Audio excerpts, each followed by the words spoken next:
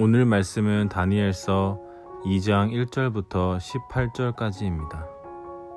느부갓네살이 다스린 지 2년이 되는 해에 느부갓네살이 꿈을 꾸고 그로 말미암아 마음이 번민하여 잠을 이루지 못한지라.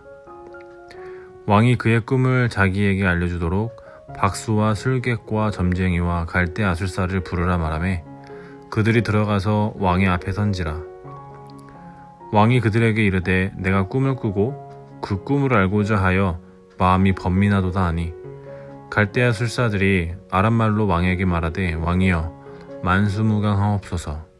왕께서 그 꿈을 종들에게 이르시면 우리가 해석하여 드리겠나이다 하는지라.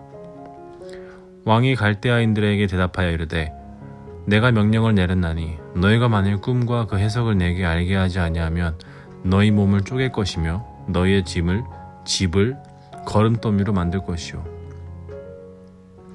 너희가 만일 꿈과 그 해석을 보이면 너희가 선물과 상과 큰 영광을 내게서 얻으리라. 그런즉 꿈과 그 해석을 내게 보이라 하니 그들이 다시 대답하여 이르되 원하건대 왕은 꿈을 종들에게 이르소서. 그리하시면 우리가 해석하여 드리겠나이다 하니 왕이 대답하여 이르되 내가 분명히 하노라. 너희가 나의 명령이 내렸음을 보았으므로 시간을 지연하려 함이로다. 너희가 만일 이 꿈을 내게 알게 하지 아니하면 너희를 처치할 법이 오직 하나이니 이는 너희가 거짓말과 망령된 말을 내 앞에서 꾸며 말하여 때가 변하기를 기다리려 함이라. 이제 그 꿈을 내게 알게 하라. 그리하면 너희가 그 해석도 보일 줄을 내가 알리라 하더라.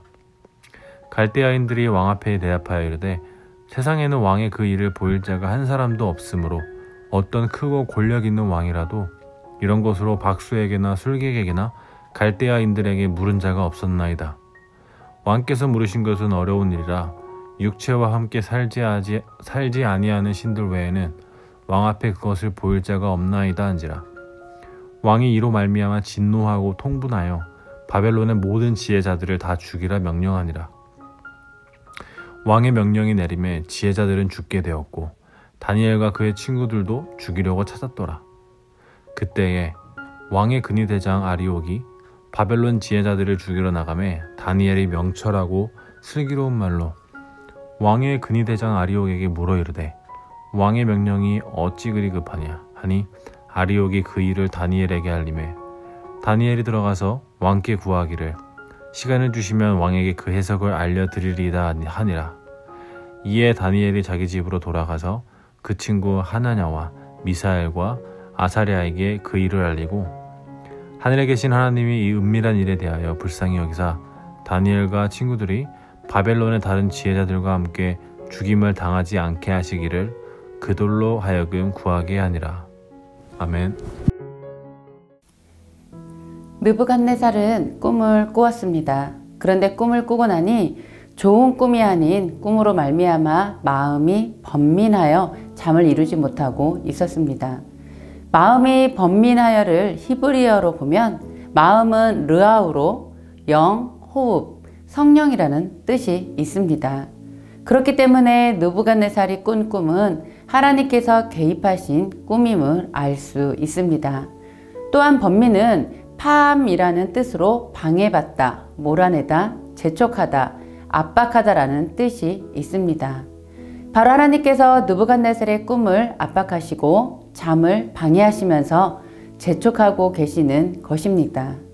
이유는 느부갓네살이 꾼 꿈이 바로 하나님께서 계시하는 꿈이기 때문입니다. 이제 느부갓네살은 꿈의 해석을 위해 박수와 술객과 점쟁이와 갈대아 술사까지 꿈을 해석할 수 있다고 생각하는 모든 이들을 불러 세웁니다. 그러나 왕 앞에 있는 어떤 누구도 왕의 꿈을 해석하지 못했습니다. 4절 말씀에서는 갈대아 술사들이 해석하겠다고 했지만 왕이 어떤 꿈을 꾸었는지조차 알지 못합니다. 또한 11절에서는 왕께서 물으신 것은 어려운 일이라 육체와 함께 살지 아니하는 신들 외에는 그 앞에 그것을 보일 자가 없나이다 한지라. 술사들의 한계가 드러났습니다. 느부갓네살은 꿈을 말하지도 않은 채 무조건 해석하라고 하니 참 무지한 자가 아닐 수 없습니다.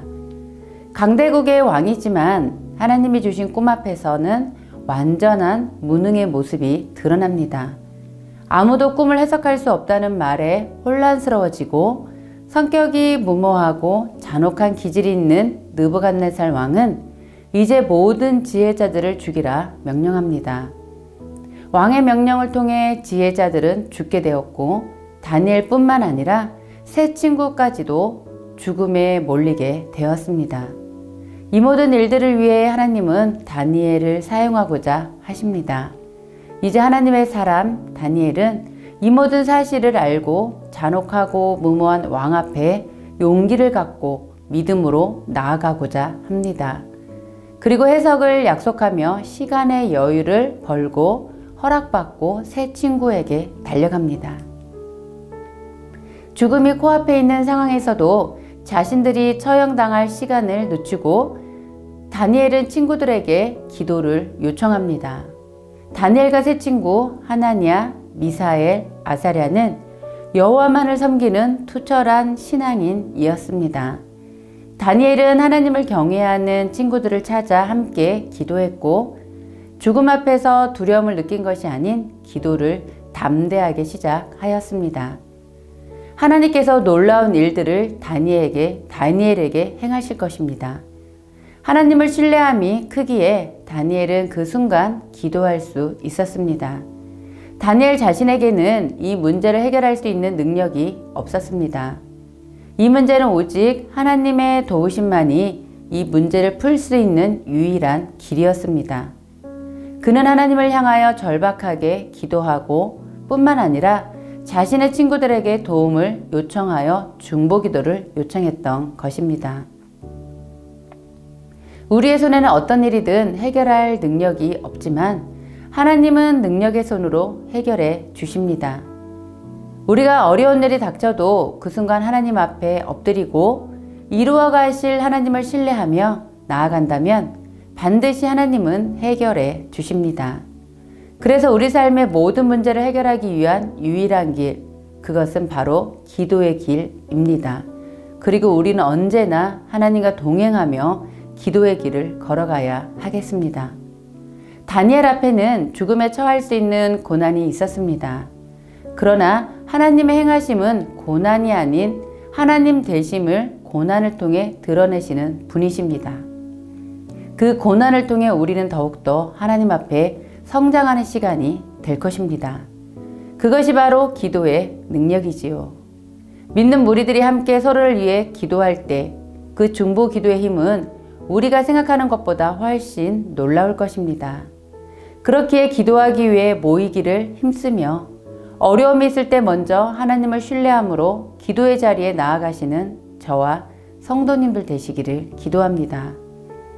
기도 자리만이 하나님의 마음을 알 수 있습니다.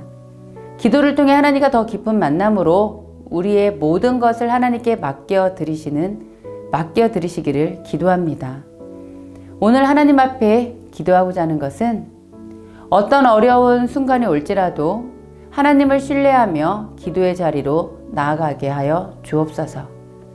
기도하기에 모이기를 힘쓰며 함께 기도할 때에 하나님의 능력의 손을 경험하게 하여 주옵소서.